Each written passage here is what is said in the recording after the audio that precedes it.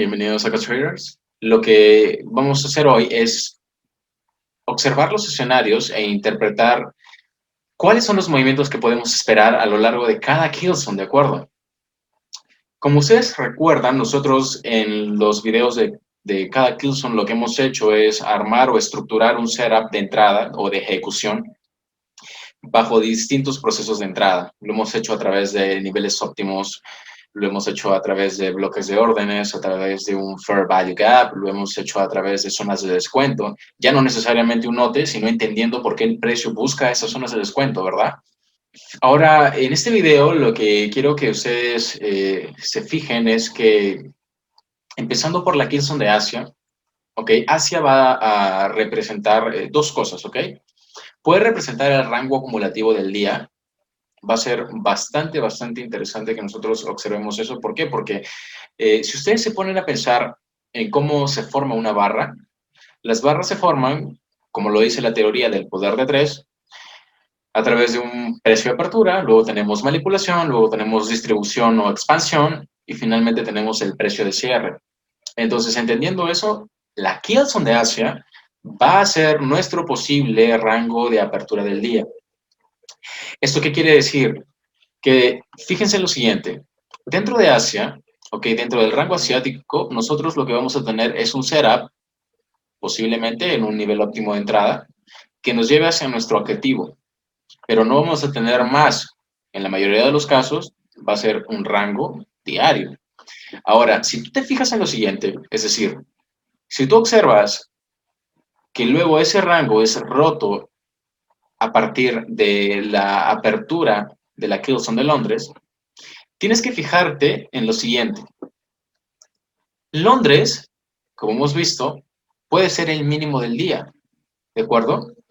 Ese mínimo del día que esté en confluencia con un bloque de órdenes creado en un swing impulsivo anterior, puede ser el punto de soporte verdadero para el precio, que en confluencia con este día X cree el mínimo del día en esa sesión y a la vez me brinde un setup en un nivel óptimo de entrada. Es decir, que a partir del swing impulsivo que se crea aquí, yo espero un retroceso y opero ese nivel óptimo de entrada con la ayuda de Fibonacci.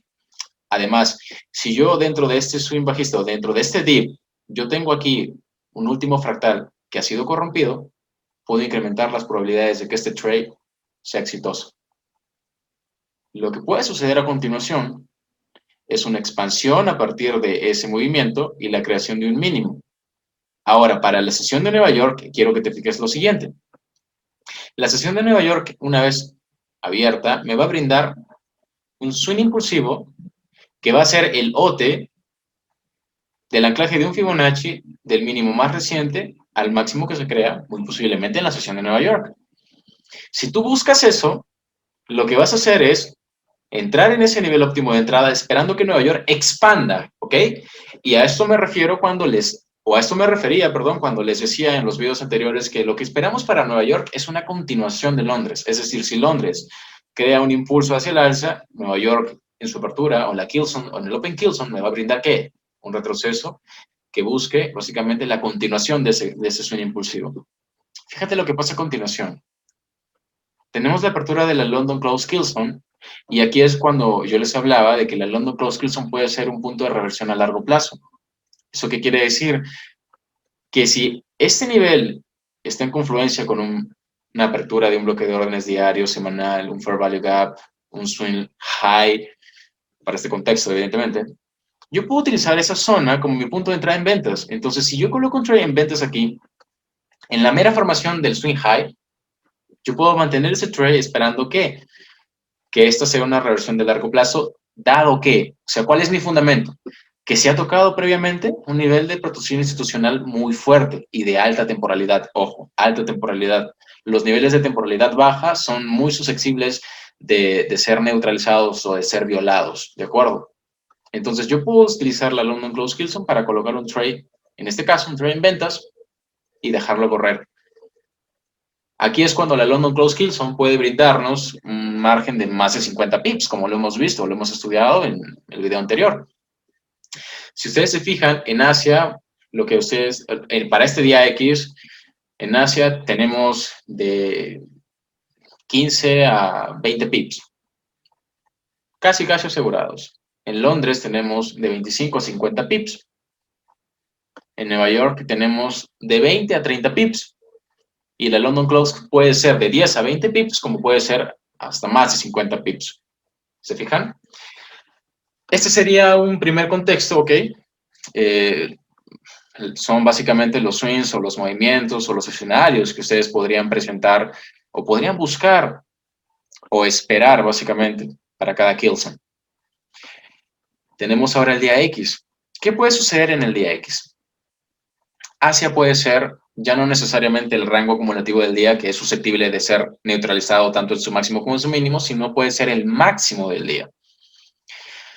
Fíjate en lo siguiente, si tú anclas un Fibonacci desde el máximo que crea el London Close hasta el máximo que crea, hasta el mínimo que se crea, ¿ok? En el horario muerto, básicamente, vas a tener un nivel de venta en la Killzone de Asia, ¿ok?